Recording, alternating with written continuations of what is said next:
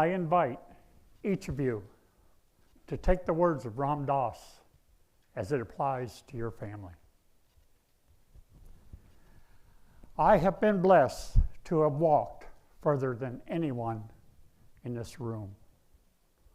I'm a grandpa of 7, a great-grandpa of 6, and a great-great-grandpa of 2 precious little ones.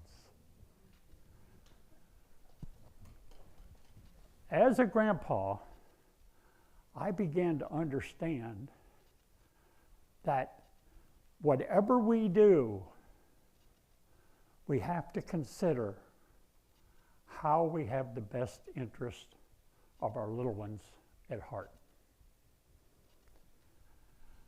All 15 of my grandchildren are still in my life. This doesn't just happen. My area of expertise is grandparenting. I have written 5 books, spent 20 years, and realized that there is a crisis that's growing in our country, whereby grandparents are not necessarily included in the lives of their grandchildren as they were in their grandparents' lives. This crisis requires special people. It is my dream to help the next generation and the next generation of grandkids to get what they deserve. More love, not less. On my journey, I've learned a thing or two. Like, life is complicated. Family life is a multiple of complicated, and extended family life is exponentially complicated. By calling it complicated, we're often just saying, I don't want to talk about it. But here's the thing about complexity, especially when it comes to our extended family. It is hard. It is my goal to allow each of you to think more deeply about family, specifically your family and how it functions. You see, almost everybody in our family was not our choice, yet they still affect our lives. They're very crucial in our lives. Let's check out how crucial this is. Please raise your hand if you have 0 drama or trauma in your immediate family. About what I've come to expect. Now extrapolate that to your extended family, and you begin to see where I'm going with this. It is my hope that each of you will take away an idea of how important your family is, albeit a bit or a lot messy. This is what causes us to observe that the greatest influence in our life is our impression of early life and our ongoing influences of our family and perceptions of family. It's what Tony Robbins calls your blueprint for life. Are you stuck with it? Fortunately, no.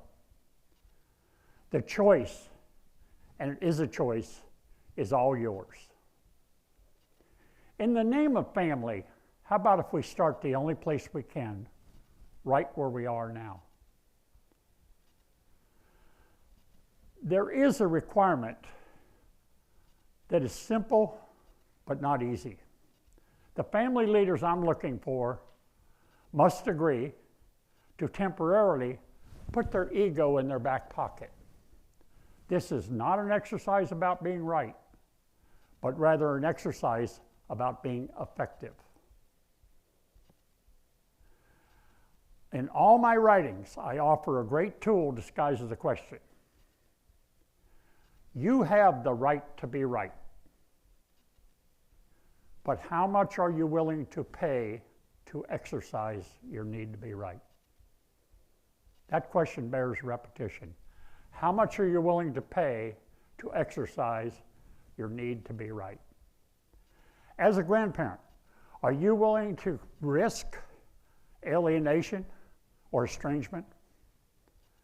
As an adult child, are you willing to give up on the lasting, meaningful connection between your children and their grandparents without at least some conversation of effort? Neither is beneficial to your family. Let me offer you one possible path to more unity in your family. If you are or soon will become a grandparent, I offer a kind of corny sounding idea. Become a good seer and a good sayer, especially to the complicated people in your family.